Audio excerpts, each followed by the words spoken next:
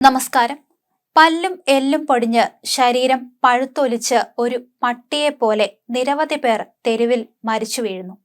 വേറെ എവിടെയുമല്ല, സാങ്കേതിക വിദ്യയുടെയും സൈനിക ശക്തിയുടെയും ഒക്കെ ലോക തലസ്ഥാനമായ അമേരിക്കയുടെ കറുത്ത മുഖമാണ് ഇവിടെ വെളിപ്പെടുന്നത്. അതാണ് സാൻ ഫ്രാൻസിസ്കോയിലും ഫിലാഡൽഫിയയിലും എന്തിന് ന്യൂയോർക്കിന്റെ ഉൾഭാഗങ്ങളിലുമെല്ലാമുള്ള സോംബി സ്ട്രീറ്റ് എന്ന് വിളിക്കുന്ന ലഹരി തെരുവുകൾ. ഈയിടെ പ്രശസ്ത മലയാളി യൂട്യൂബർ സുജിത് ഭക്തൻ ഫിലോഡൽഫിയയിലെ കെൻക്ലിംഗ്ടൺ തെരുവിലെത്തി. ഈ സോംബി തെരുവുകൾ ചിത്രീകരിച്ച് ഞെട്ടിച്ചിരുന്നു. ടൈംസ് ഓഫ് ഇന്ത്യ അടക്കമുള്ള ദേശീയ മാധ്യമങ്ങൾ ഇത് വാർത്തയാക്കുകയും ചെയ്തു. അമേരിക്കയിലെ സോംബി തെരുവുകളെ കുറിച്ച് നിരവധി പഠനങ്ങൾ നടന്നിട്ടുണ്ട്. ഇവിടെ എത്തുന്നവരിൽ 90% ഹോംലെസ് എന്ന് വിളിക്കാവുന്ന നിർധരരാണ്. തൊഴിലില്ലായ്മയും ദാരിദ്ര്യവുമാണ് പലരെയും ഈ തെരുവിൽ എത്തിക്കുന്നത്. അമേരിക്ക അഭിമുഖീകരിക്കുന്ന സാമ്പത്തിക അസമത്വത്തിന്റെ ഇരുണ്ട വംശമാണ് ഇത്തരം തെരുവുകൾ. സാധാ കഞ്ചാവിൽ തുടങ്ങി പതുക്കെ സൈലസീനിൽ എത്തുന്നതാണ് മിക്കവരുടെയും ജീവിതം. പക്ഷേ ഒരു ചെറിയ ശതമാനം വരുന്ന മറ്റൊരു കൂട്ടരുണ്ട്. വലിയ സമ്പന്ന കുടുംബങ്ങളിലൊക്കെ ജനിച്ചിട്ട് മാനസിക കുടുംബ സാമ്പത്തിക പ്രശ്നങ്ങളിൽപ്പെട്ട് സ്വന്തം ഐഡന്റിറ്റി ഉപേക്ഷിച്ച് ഇവിടെ എത്തുന്നവരുണ്ട്. ആത്മഹത്യ ചെയ്യുന്നതിന് പകരം സൈലൻസീനിൽ അഭയം പ്രാപിച്ച് സോംബികളായി അലയാനാണ് അവർ ആഗ്രഹിക്കുന്നത്. സാധാരണ ഡ്രഗ് ഉപയോഗിക്കുന്നവർ ഇങ്ങനെ ശരീരം മൊത്തം പഴുത്ത് വ്രണമായി മരിക്കാറില്ല. പക്ഷേ സോംബി തെരുവിൽ എത്തുന്നവരെ അതിദയനീയമായ അന്ത്യമാണ് കാത്തിരിക്കുന്നത്. അതിന്റെ കാരണം സാധാരണ ഉപയോഗിക്കുന്ന ഡ്രഗ്സ് അല്ല, കുതിരയ്ക്ക് കൊടുക്കുന്ന ഒരുതരം മരുന്നാണ് ഇവിടെ ഉപയോഗിക്കുന്നത്. അതാണ് മാംസം തിന്നുന്ന മരുന്ന് എന്ന് വിശേഷിപ്പിക്കുന്ന സൈലസീൻ. കുതിര, പശു തുടങ്ങിയ നാൽക്കാലികളുടെ ചികിത്സയ്ക്ക് ഉപയോഗിക്കുന്ന ഈ ഒരു ട്രാൻക്വലൈസർ ആണ് ഇവിടെ മനുഷ്യനിൽ കുത്തിവെക്കുന്നത്. താരതമ്യേന വില കുറവായതിനാലും ഒട്ടുമിക്ക പ്രദേശങ്ങളിലും ലഭ്യമായതിനാലും സാമ്പത്തികമായി താഴെത്തട്ടിൽ നിൽക്കുന്ന ഒരു വിഭാഗം ജനങ്ങളുടെ ഇടയിലേക്ക് ഇവ ഒഴുകുകയാണ്. കുതിരയെ മയക്കാനുള്ള മരുന്നായതിനാൽ അമേരിക്കയിൽ ഇത് നിരോധിക്കപ്പെട്ടിട്ടില്ല. അതിനാൽ ഈ ഒരു മരുന്ന് കൈവശം വെച്ചു എന്നതിന്റെ പേരിൽ ഒരാളെ പോലും ശിക്ഷിക്കാനും കഴിയില്ല. രാജ്യത്തിലെ പല ഭാഗത്തുനിന്ന് നാടുവിട്ടവരെ ഇവിടെ കണ്ടെത്തിയിട്ടുണ്ട്. ചിലരെയൊക്കെ മടക്കിക്കൊണ്ടു പോകാനായി. പക്ഷേ ഭൂരിഭാഗത്തിനും ഒരു തിരിച്ചുപോക്കില്ല. ഇതൊരു കൾട്ട് കൾച്ചർ പോലെ ആവാതിരിക്കാൻ അമേരിക്കൻ സാമൂഹിക വകുപ്പ് പരമാവധി ശ്രമിക്കുന്നുണ്ട്. കവർച്ചയും കൊലപാതകവും നടത്തിയ ചില ക്രിമിനലുകളും പ്രച്ഛന്ന വേഷത്തിൽ ഇവിടെ ജീവിക്കാൻ ശ്രമിച്ചിരുന്നു. അവരെ കൃത്യമായി പോലീസ് പോക്കുകയും ചെയ്യും. പുറമേ നിന്ന് നോക്കുന്നത് പോലെയല്ല കാര്യങ്ങൾ. പോലീസ് സർവൈലൻസ് ഇവിടെയുണ്ട്. പക്ഷെ വ്യക്തി സ്വാതന്ത്ര്യത്തിൽ അവർ ഇടപെടുന്നില്ല.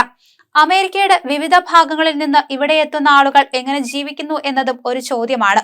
നമ്മുടെ നാട്ടിലെ ഭിക്ഷക്കാരെ പോലെ തന്നെയാണ് ഇവരിൽ ഭൂരിഭാഗവും. തെരുവുകളിൽ അവർ ഉറങ്ങുന്നു. ചിലർ പ്രാദേശിക വസ്തുക്കൾ കൊണ്ട് ടെന്റ് അടിക്കുന്നു. സന്നദ്ധ പ്രവർത്തകരും അവിടെ വരുന്ന ഉദാരമതികളും കൊടുക്കുന്ന ഭക്ഷണം കഴിക്കുന്നു.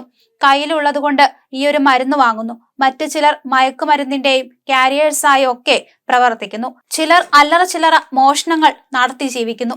പ്രദേശത്തുള്ള പൈപ്പ് തൊട്ട് ബോർഡുകൾ സ്ഥാപിക്കാൻ വെച്ച കമ്പികളും മറ്റും അടിച്ചുമാറ്റി ആക്രിയാക്കി വിൽക്കും. എന്നാൽ ചില്ലറ മോഷണങ്ങൾ അല്ലാതെ വലിയ കവർച്ചകൾ നടത്താറില്ല.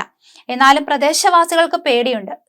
കുട്ടികൾ സ്കൂൾ വിട്ട് വരുമ്പോഴൊക്കെ ഭയന്നുപോയ നിരവധി സംഭവങ്ങൾ അവർക്ക് പറയാനുണ്ട്. സോംബികളുടെ വഴക്കും ബഹളവും കാരണം അവരുടെ സ്വസ്ഥത പോയിരിക്കുകയാണ്. അതുകൊണ്ട് തന്നെ കിട്ടിയ വിലയ്ക്ക് ഇവർ വീട് വിറ്റ് മറ്റിടങ്ങളിലേക്ക് ചേക്കേറുകയാണ്.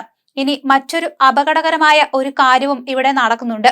ഡ്രഗ് മാഫിയയുടെ ഒരു പരീക്ഷണശാല കൂടിയാണത്രേ ഇവിടം.